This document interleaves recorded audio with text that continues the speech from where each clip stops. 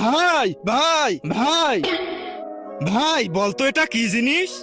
লাঠি? আরে ভাই এটা একটা কলম।